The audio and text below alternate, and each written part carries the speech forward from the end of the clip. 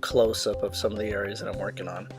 I'm going to do some face details, and, a little bit down her hair. Originally when I created this video, I wasn't intending for it to be released as a DVD, or we were just kind of shooting this for Speed Paint Lounge and their cool new website that they have coming up. But after looking at it, we figured we'd go ahead and put this out there. So right now, previously I just had the coal erase pencil. Again, here it is. I'm just working some details. Again, this is not a waxy pencil, so it lends itself great to the acrylic paint that I'll put over the top of the pencil. If you're using a Prismacolor at this point, it's too waxy and the acrylic will not adhere to the surface because it would just stay on the wax. And I'm switching back and forth between brush, eraser, pencil, and I've got a mixture of probably 50-50 smoke on my brush right now, Medea transparent smoke.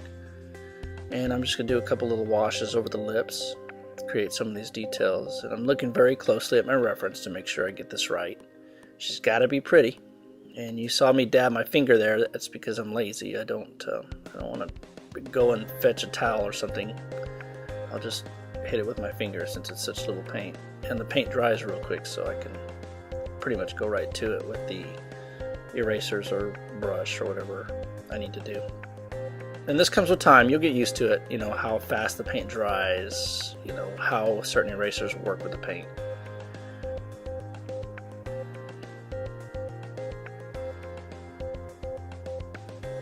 The best thing to do when you're trying to get something contrasted is to work outside of the area that you're trying to contrast. You want her face to really show up, so I'm just kind of darkening in her hair and around the area, and it just kind of just punches through.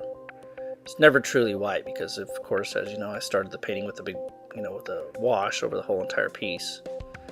So it's just, basically when I created that whole entire wash, I actually created the mid-tone for the whole entire painting. So I'm working mid-tone first, then I'm working darker, then lighter, pulling out some highlights.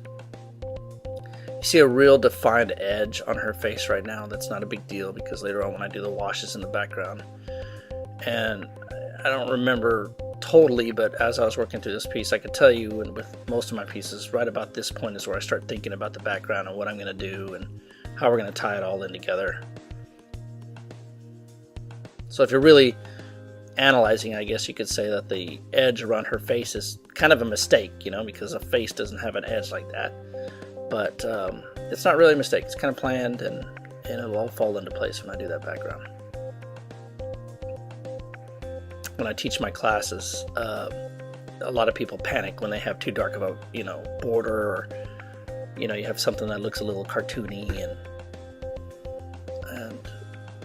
it's all good. Again, create those mistakes and then we'll fix them, and then that's what makes the painting look pretty cool in the end.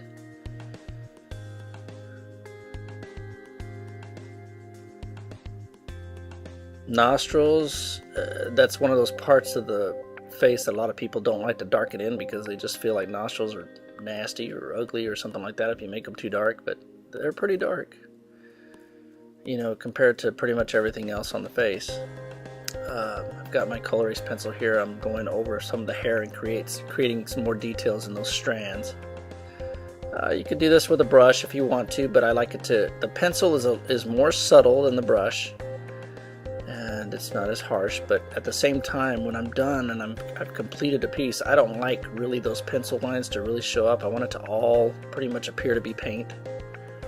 It's not tricking anybody or anything, that's just how I prefer to do things. Now is where you really start seeing these bodies of hair, these strands, these clumps of hair come together. Those shadows really bring out the hairs that are on top. You start giving more body and flow to the hair, and it starts feeling more natural at this point.